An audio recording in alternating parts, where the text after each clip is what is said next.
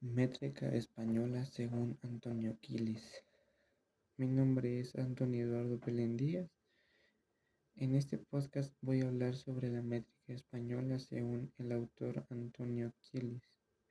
La métrica es el estudio de cómo se organizan los versos en un poema, tomando en cuenta las sílabas, el ritmo y la rima.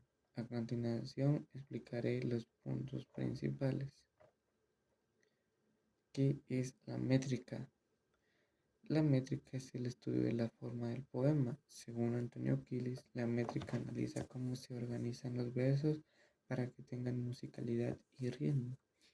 Esto se logra principalmente contando las sílabas y observando dónde caen los acentos dentro del verso. Además, la métrica permite que existan poemas con una estructura fija, como sonetos, romances o coplas. En otras palabras, la métrica no solo sirve para contar sílabas, sino para entender cómo un poema logra sonar armónico y mantener una medida constante. Gracias a esto se puede diferenciar entre un poema libre y uno con una forma tradicional. El verso y el conteo de sílabas. El verso es cada línea que forma un poema. Para analizarlo se cuentan las sílabas métricas, pero estas no siempre coinciden con las sílabas normales del habla cotidiana. Aquí les explica que en la poesía se toman en cuenta la pronunciación dentro del verso y por eso aparecen fenómenos como la sinalefa. Por ejemplo, si una palabra termina en vocal y la siguiente empieza en vocal, se pueden unir en una sola sílaba para facilitar el ritmo.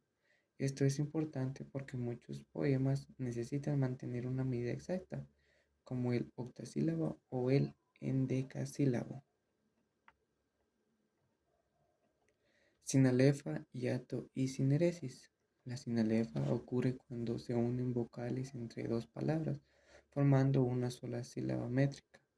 Esto es uno de los recursos más comunes en la métrica española porque ayudan a ajustar el número de sílabas del verso y mantener el ritmo. Por otro lado, el hiato es lo contrario, sucede cuando dos vocales no se unen y se pronuncian separadas, aunque estén juntas. Esto puede hacerse de manera natural o intencional, dependiendo del afecto en el que el verso esté. También existe la sineresis, que consiste en unir dos vocales dentro de una misma palabra que normalmente formaría hiato. Este recurso se usa para reducir sílabas en el verso. Kelly señala que estos dos fenómenos son esenciales porque el poeta los utiliza para lograr que el verso mantenga una medida regular y una musicalidad constante. Acento final del verso. En la métrica española también es importante observar cómo termina el verso, porque el acento final influye en el conteo silábico. Si el verso termina en palabra aguda, se suma una sílaba. Si termina en palabra grave o llana, el conteo queda igual. Y si termina en palabra esdrújula, se resta una sílaba. Esto se debe a que las palabras agudas alargan la pronunciación al final, mientras que las esdrújulas la cortan. Gillis explica que esta regla permite que el ritmo se mantenga equilibrado, incluso cuando el número real de sílabas parece diferente. Por eso, el conteo correcto siempre debe considerar el tipo de palabra final del verso. Tipos de versos según su medida. Los versos se clasifican según la cantidad de sílabas métricas.